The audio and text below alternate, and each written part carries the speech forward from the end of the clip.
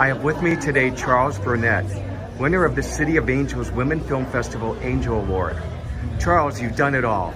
You've been a director, writer, producer, actor, editor, and you made movies at a time when it was almost impossible for you to get your movies made because of all of the adversity that you had to go through. What inspired you? What was your driving force, and why did you make your movies? Well, I was driven by the fact that I thought film could be a means for social change, and I never thought that I would be making films in Hollywood, because at the time I was trying to get in film in UCLA in the 60s, that it wasn't even a chance of getting into filmmaking. So I never thought about it. I thought I'd be making films for the people in my community. It'd be about them, and so it'd be something like a hobby that I would do on the weekends or something like that and pay for it.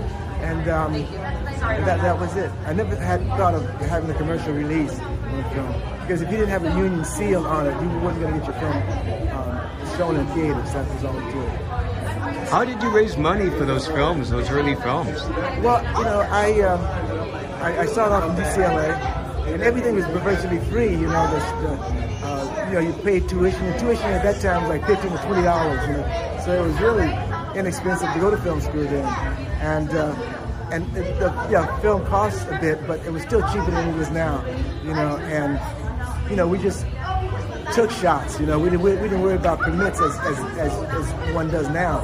You know, if we wanted to shoot in the Greyhound bus station, we stuck in there and you know, hid the camera and shot a scene and things like that. We did that everywhere we could. Now it's like you have to have permits, and the police are very hard on. Like in Inglewood, where I live near Inglewood, if you want to shoot in there, it's really difficult. But no, it was one of the challenges you faced, and you found a way to make a film. You know? So do you have any advice for up-and-coming filmmakers who, in the independent world, go through so many challenges just to get a film made? Because if you're not in the studio system, nobody even knows you're alive. That's true, but I think you have to take that chance, because it really costs a great deal to make a film.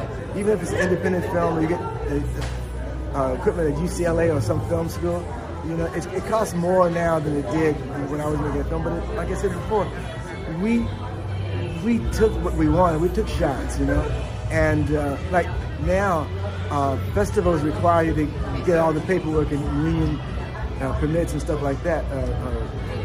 You know, get permission from, you know, buildings and all sorts of things, you know, that we didn't even worry about. You know, when I did Killer Sheep, I just took the music, you know, I didn't worry about, you know, getting the rights to it. But then Milestone picked up the film many years later, and they had to go through hell to get the rights to it, to the music, because, you know, they didn't want to, you know, give them the rights without paying a lot of money. And I give Dennis Doro a lot of credit, because he spent a lot of time trying to get the money to make to get the film out there. Well, thank you so much for being with us today, because you're truly an inspiration to independent filmmakers. Thank you. I appreciate that a lot. Thank you.